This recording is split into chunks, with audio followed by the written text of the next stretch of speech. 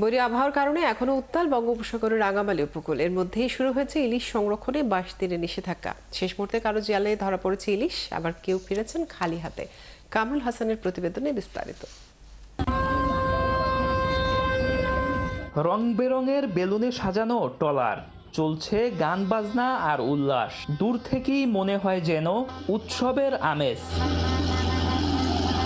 শেষ মুহূর্তে জালে ধরা পড়েছে কাঙ্ক্ষিত ইলিশ, বিক্রিও হয়েছে ভালো দামে। তাই সাগর থেকে মৌসুম শেষে নিরাপদে ফেরা এক জেলে ট্রলারের এমন আনন্দ ঘন মুহূর্ত। লাস্ট সিজনে অনেক মাছ পাইছি, আল্লাহ পাক অনেক দিয়েছে। তারপরে আমরা এখন অভিযানের সময় আবহাওয়া খারাপ হয়ে গেছে, তাই জন্য আমরা একবারে ফিরে আসছি। এখন আনন্দ উল্লাস করতে করতে বাড়ি ফিরে এসেছি। কিন্তু সবার ভাগ্য এক নয়, কারো মুখে হাসি, কারো চোখে হতাশা। বৈরী আবহাওয়ার কারণে মাছ ধরতে পারেননি অনেকেই। ঢেউয়ের তীব্রতায় মাছ সাগর থেকে ফিরতে হয়েছে খালি হাতে। শেষ সময় আমরা আশা করছি যে একটা ট্রিপ দিতে পারবো, কিন্তু আমরা দিতে পারি না। সাগরের অবস্থা খুব খারাপ হয়ে গেছে, আমরা এই জায়গা থেকে চলে গিয়ে পড়ছি। সাগরের অবস্থা খুব খারাপ। আমরা বয়া বাইছিলাম, মাছ টোটালি পাইনি। আমরা খুব একটা কষ্টের হয়ে আছি জেলেরা। এই অবস্থায় আমরা আছি, এখন অবরোধ পড়ে গেছে, এখন আমরা মাছ ধরতে পারিনি, নদী উত্তাল হয়ে গেছে। শুক্রবার মধ্যরাত থেকে শুরু হলো ইলিশ সংরক্ষণে 22 দিনের নিষেধাজ্ঞা।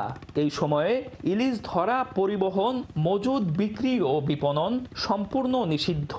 এই অভিযান চলাকালীন যদি কেউ ইলিশ আহরণ, পরিবহন এবং ক্রয় বিক্রয়, বাজারজাতকরণ এবং এর সাথে কোনো রকমভাবে সংশ্লিষ্ট থাকে, তাহলে তাকে 1 থেকে 2 বছর জেল অথবা 5,000 টাকা জরিমানা অথবা উভয় দণ্ডে দণ্ডিত করা হবে। বিশেষজ্ঞদের মতে এবার পুরো মৌসুম জুড়েই জেলেদের ভাগ্য সহায় হয়নি। একের পর এক লঘুচাপ, নিম্নচাপ আর সক্রিয় মৌসুমী বায়ুর কারণে সাগর উত্তাল হয়ে ওঠায় বেশিরভাগ সময়ই মাছ ধরতে পারেননি তারা। একেবারে শেষে এসে ইলিশ পাচ্ছিল এবং তারা মনে করছিল যে 4 অক্টোবরের আগ পর্যন্ত ইলিশ ধরতে পারবে, কিন্তু সাগরের বৈরী আবহাওয়ার কারণে কিন্তু তারা কিন্তু আসলে এই শেষ দিন পর্যন্ত কিন্তু ইলিশটা ধরতে পারে না। পটুয়াখালীর রাঙামালী উপকূলে নিবন্ধিত জেলের সংখ্যা 16,809 জন। এর বাইরেও প্রায় 5,000 মানুষের প্রধান আয় মাছ ধরা। কামরুল হাসান, 71, রাঙামালী, পটুয়াখালী।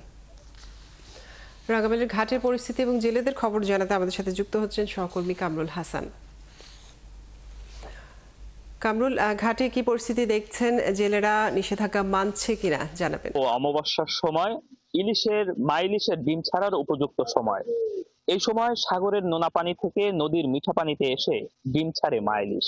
এ কারণে সরকারের পক্ষ থেকে এই 22 দিন নিষেধাজ্ঞা আরোপ করা হয়েছে। শুক্রবার মধ্যরাত থেকে নিষেধাজ্ঞা শুরু হয়েছে। আমি এই মুহূর্তে আগুনমুখা নদীর তীরের মৎস্য ঘাটটিতে রয়েছি। ক্যামেরা পার্সনের মাধ্যমে আপনাকে দেখানোর চেষ্টা করছি। এই ঘাটে কিন্তু 1-2 দিন আগ থেকেই জেলেরা আসতে শুরু করেছে। শুধু এই ঘাট নয়, রাঙামালীর উপকূল তীরবর্তী মৎস্য ঘাটগুলোতে এভাবেই জেলে ট্রলার গুলো নোঙর করে আছে এবং জাল ট্রলার গুলো আসলে এনে এখানে নোঙর করে রাখা এবং জালগুলো ট্রলার থেকে নামিয়ে প্রস্তুত করা হচ্ছে। যে ক্ষতিগ্রস্ত জাল সেগুলো মেরামতের কাজ শুরু করেছে জেলেরা। এবং আপনাকে বলে রাখি, রাঙামালী উপজেলায় নিবন্ধিত জেলের সংখ্যা 16,809 জন। এর বাহিরেও আরো 5,000 জেলে রয়েছে যারা এখনো নিবন্ধনের আওতায় আসেনি।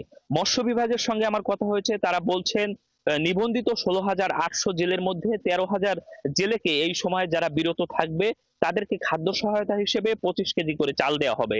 কিন্তু জেলেদের পক্ষ থেকে বলা হচ্ছে যে আসলে বেশিরভাগ সময় নিষেধাজ্ঞাকালীন সময় দেখা যায় যে জেলেরা নিষেধাজ্ঞার শেষ দিকে এবং কখনো কখনো মাঝামাঝি সময় আসলে এই ভিজিএফ কর্মসূচির আওতায় চাল দেওয়া হয়, যা জেলেদের অনেক ক্ষেত্রেই কাজে লাগে না, কারণ নিষেধাজ্ঞা শেষ সময় এ চাল তাদের কোনো উপকারই আসে না। যার কারণে জেলেদের পক্ষ থেকে দাবি করা হচ্ছে নিষেধাজ্ঞার শুরুর দিকেই যেন এই চালটা বিতরণ করা হয়, জেলেরা এই চাল কাজে লাগাতে পারে। এবং জেলেরা বলছেন এই ছিল আসলে সবশেষ কাজুরি। কামরুল, আপনাকে অনেক অনেক ধন্যবাদ। দর্শক, পটুয়াখালী রাঙামালী থেকে যুক্ত ছিলেন আমাদের সহকর্মী কামরুল হাসান।